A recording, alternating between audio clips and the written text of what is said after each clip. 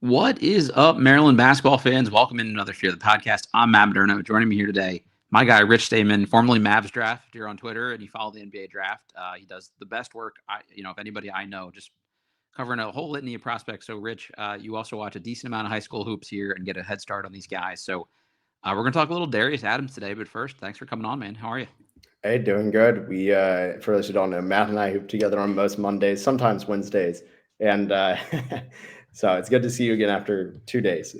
Yeah, exactly. It's been a long time. The guy we're talking about today is a flamethrower on the court. I think, based on what the scouting reports say, not quite as good a shooter as Rich here is, but that's okay. Not many people are, so we'll give him a break. But for anybody not familiar with Darius Adams, he's a 6'5" combo guard, ranked the number 23 recruit and a 5-star recruit per 247's or 24/7's class of 2025. Their composite ranking. So on paper, this looks like one of the better gets. This is not a guy Buzz Williams typically gets. But, Rich, before we just get into it, maybe just your initial thoughts on Darius Adams. Yeah, I got to see him in person for the first time. I'd seen him for a couple of years before in EYBL, but Mm-hmm. I saw him in person at City of Palms, which is a big collection of talent. It's a tournament through the club teams and everything with the high schools. And I got to see him against a few of the other teams in the EYBL Scholastic League he plays in. Mm-hmm. I was I had mixed feelings, right? Okay. I think the shot looks better than the numbers say. Yep. And I think there is stuff there to work out, but he's got to add a lot of strength. Like Yeah. his body is far away. That was my immediate takeaway as well. I just want to read something here for folks. So Adam Finkelstein of 24/7 wrote this, and I thought it was pretty interesting. He said Darius Adams' skill base is very intriguing. A player who stands about 6'4", 6'5", has a smooth jump shot. That's the piece of his game. That's the piece his game is predicated on. Adams has good balance going from fingertips to toes with a consistent release. He's developing off the bounce, able to get to his comfort spots in the half court, off 2 and 3 dribbles, and he will need to continue adding strength, and he's a late bloomer physically. He's also someone who continues to add something to their game each time you see them, which I really like too. He said there will be some defensive questions as he can lose engagement off the ball and plays upright at times.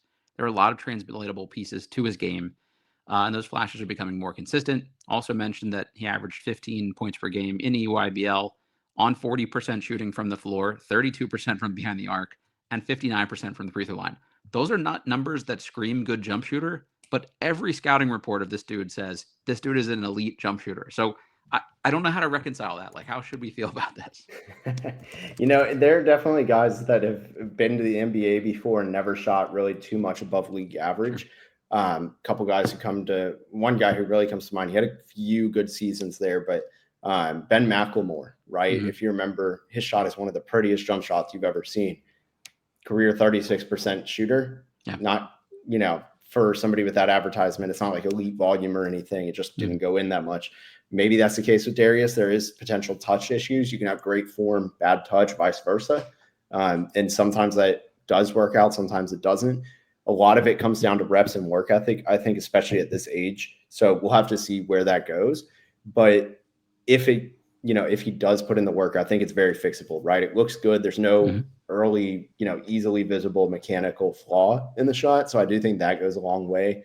But he's just got to be able to hit the shots as much as, they consistently look good. And I think there's a few ways too, but we can get into that later.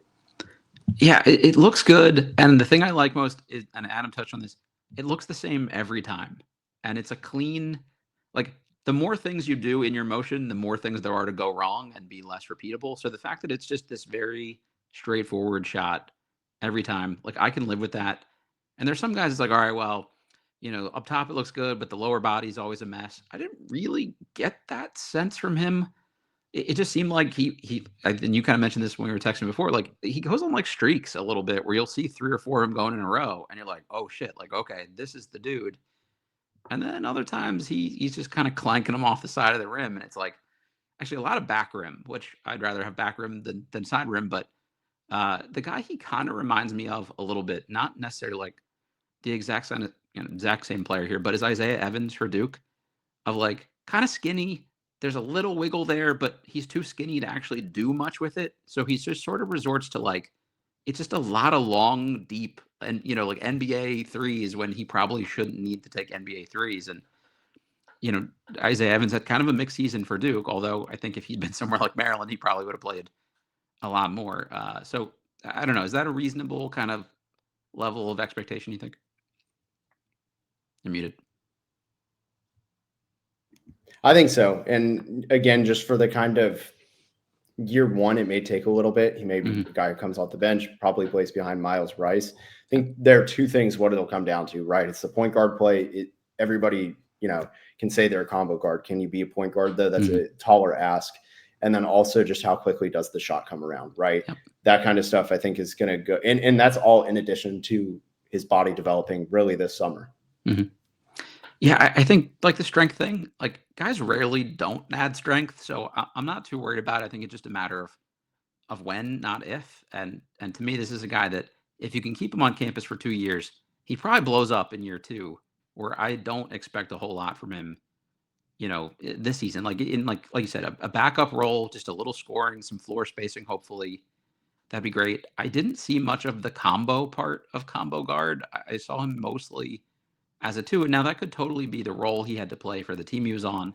But they relied on him to do a lot of scoring. It was a lot of 3-point shooting. He did start to get downhill a little bit more later in the season. I saw was kind of good in ball screens and made some good reads. But that to me is not like a college point guard. That's just a scoring guard that can, make the baseline passes you need to make to be on the court.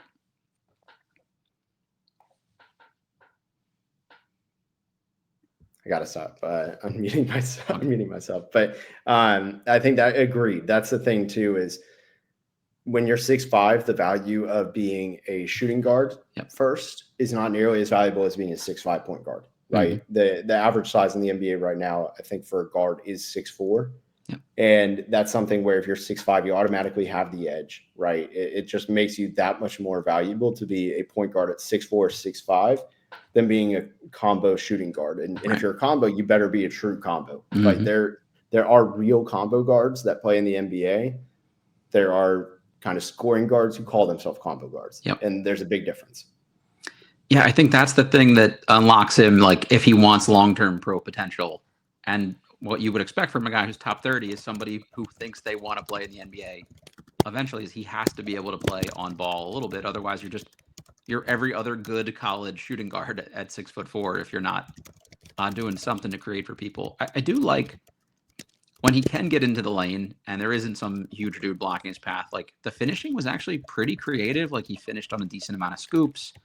There's like some so like tough lefty finishes that like with contact. Like I thought there was more there, but again, it's predicated on that strength and also with strength hopefully comes a little bit more burst. He's not like a crazy athlete, but there's enough wiggle there to get to spots, I think, if he can be strong enough to like hold up to to any bodying. Yeah, agreed. And that's the kind of thing is, will the strength help him separate? Yeah, that would be a big benefit.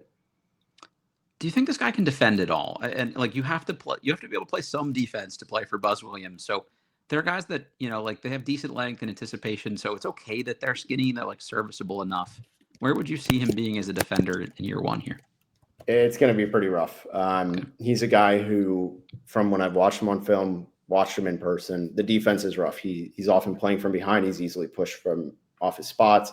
He just really struggled to make an impact on that end of the floor. Okay. And I think, in the NBA, we talk about it a lot where it's like you have to be a two-way player unless you're elite at offense. In college, it's not quite the same, right? But there is still that growing amount where the college has like a little bit of a lag, I feel like, of where the NBA is. And that's going to start catching up to guys like Darius Adams. And he's going to have to do one of two things, or three, I guess, right?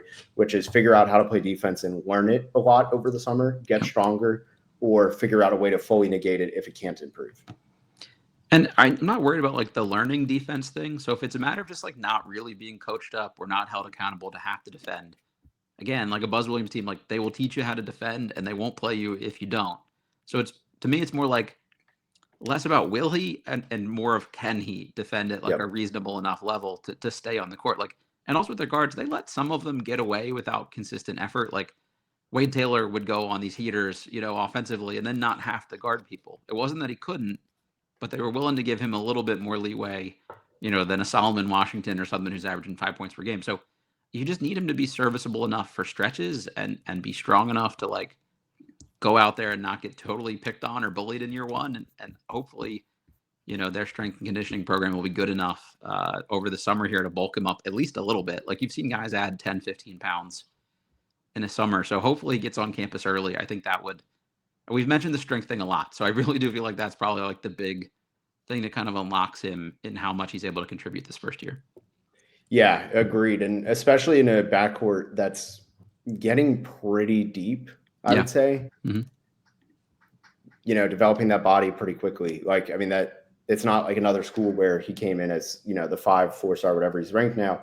He didn't come in as the man. He is joining several other players who have accomplished stuff in high school, in college. And, with, I may butcher his name, so forgive me. I'm not great. Guillermo Del Pino, he is somebody else who's going to be challenging him for playing time. Right. And that's the kind of stuff where it's like that clock starts ticking. And also just in this world of the transfer portal, maybe if he doesn't get the playing time, he bounces, but who knows what the commitment came with. So.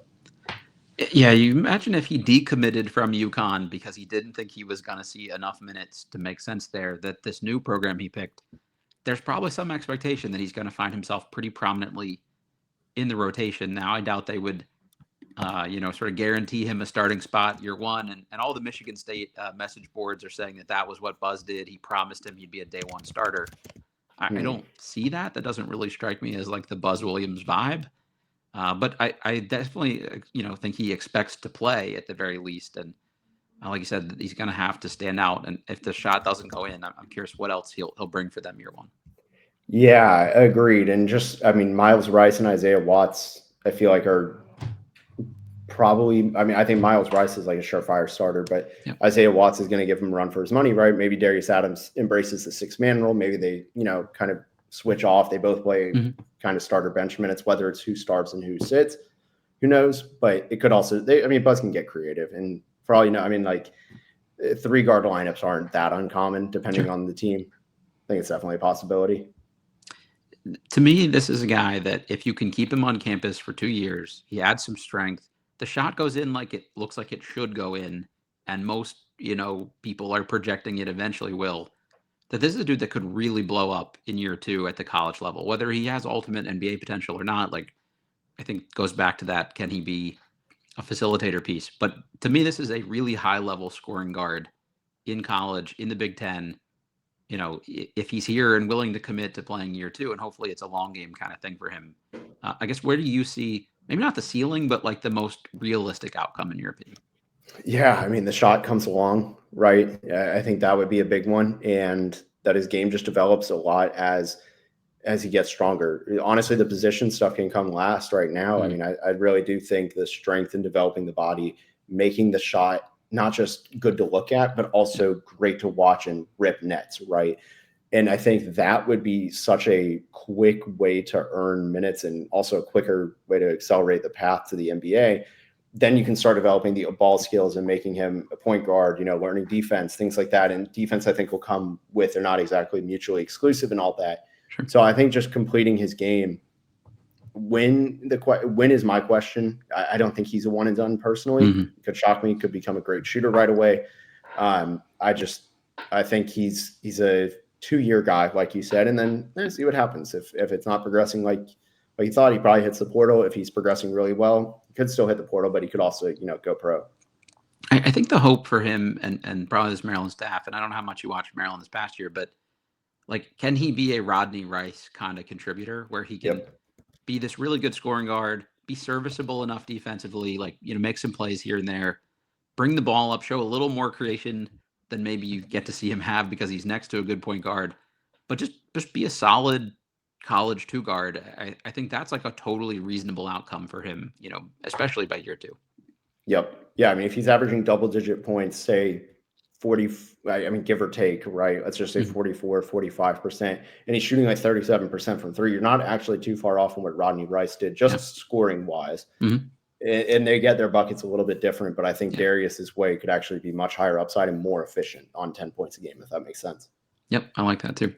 The big takeaway here is this is not Derek Queen. We should not be expecting another all Big Ten, national freshman of the year caliber kind of guy. But I think that the potential is there, and it is somebody that we should be excited about. And I think anything you get from him, in year one here is really gravy at this point.